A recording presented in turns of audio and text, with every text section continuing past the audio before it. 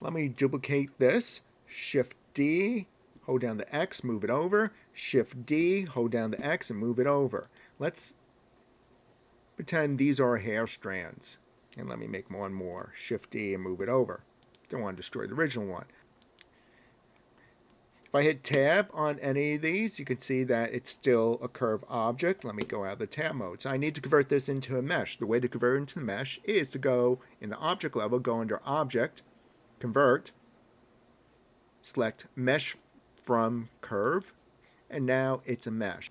How can I be sure it's a mesh? Well, one sure way is to go under object mode and you can select sculpt now and you can start sculpting it, undo, while this one still can't be sculpted.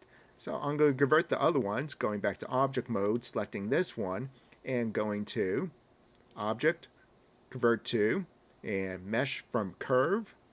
And then this one, instead of going up to that menu, if you press Shift R, it repeats the last used command or tool.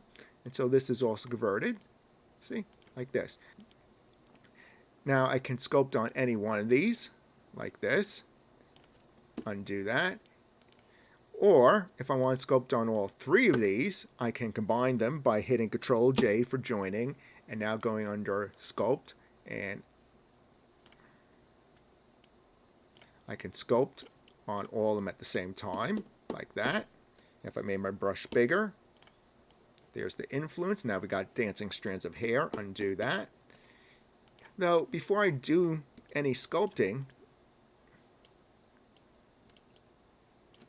let's take a look at the wireframe of this, and the wireframe of this one, and the wireframe of this one. It's kind of dense. It's okay if you're going for a high resolution model. If you want to knock it down even before we start sculpting, then select any one of these strands before they were joined, and that would be true for going around the hair, and this would be the process. You select a strand, go to the properties, and under add modifiers, select decimate. And right now, 4,700 faces, that's a lot for one strand of hair. I'm going to pull that down to something acceptable. In this case, maybe 200 something is a lot better than 4,000 something. And depending upon the strand, you might be able to go a little lower. Maybe you need to keep it a little higher, like around 500 or 700.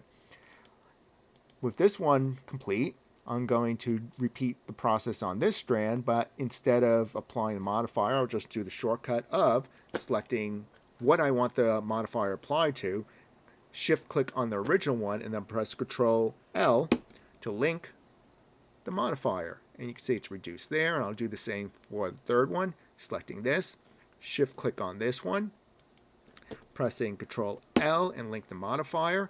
And then to make this permanent, I'll go under each one of these and click Apply. Let's say Apply and Apply. These are the steps. Imagine doing all those steps for each strand of hair on your model.